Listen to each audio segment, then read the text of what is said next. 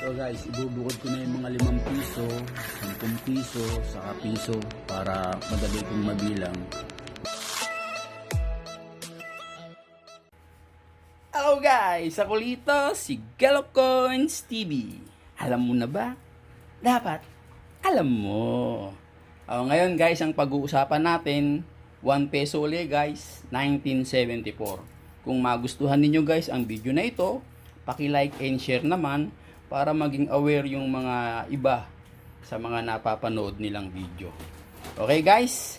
Ito guys, meron ako dito 1974 guys. Ito. Binukod ko siya, medyo para sa akin medyo okay siya. 1974. Yan. Dito marami din dito na 1974. Ito guys, ano na to? Ano to, scrap na sa akin to, scrap. Wala na tong value sa akin to. Sa mga pinagpilian ko na yan. Kaya yan, ito ginagamit ko ngayong content para makita ninyo yung mga old coins ko. Wala na po yan. Wala tong added value. Nagbukod lang ako ng medyo magaganda. Okay guys? Ngayon, 1974 tayo guys ha.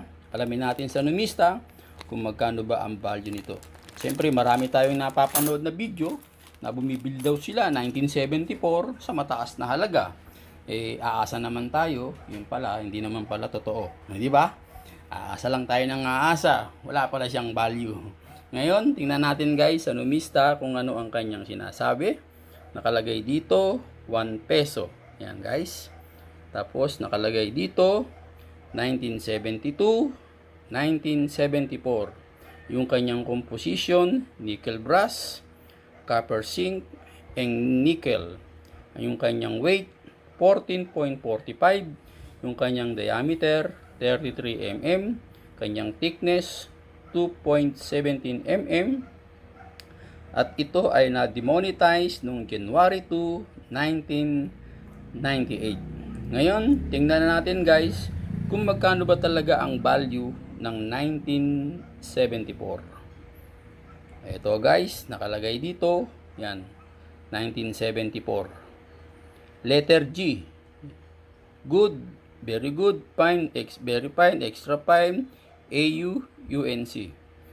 Nakalagay dyan guys, 15 pesos lang guys, ang isa. Pagka good condition. 15 pesos, BG, 15 pesos, sa F, 16 pesos, sa BF, 34 pesos, sa XF, 40 pesos, sa AU, 61 pesos. Sa UNC, 61 pesos. Kung napansin nyo guys, yung 1972, napakarami, di ba? 80%. Yung 1974 naman, 38%. Kung sino yung pinakamarami, yun pa yung mas mahal. Biro mo, 99. Dito sa 1974, 61. Di ba? Napansin nyo guys? Ayan ang kanyang value. Para may idea na kayo. 1972, 99, 1974, 61. Ang binibili ng mga collector, UNC condition o kaya AU condition. Hindi sila bumibili yung mga ganitong style, brad. Yung mga ganyan, bro. Guys, hindi na binibili ng mga collector yung mga ganito. Lalo na yung mga ganito. Yung mga ganito guys, wala na to. Hindi na ito binibili ng mga kolektor. Wala na to. Ito, pinili ko lang. Nagtabi lang ako ng konti. Medyo okay pa siya eh. Ibig sabihin, ang value lang nito, 15 pesos. Good condition. Hindi naman to bibili ng kolektor ng 15 pesos. Binibili bibili ko na yan, 5 piso isa. Ganun mga collector guys. Kasi nga, wala naman tong added value na mataas. Pero ang binibili talaga ng mga collector, yung AU saka UNC. Ayan guys ha, may pagbabasihan na kayo ha. 80% yung 1972, 38% yung 1974. Ang kanyang value, parehas sila 99, tapos parehas sila 61. Yan, nakalagay dyan.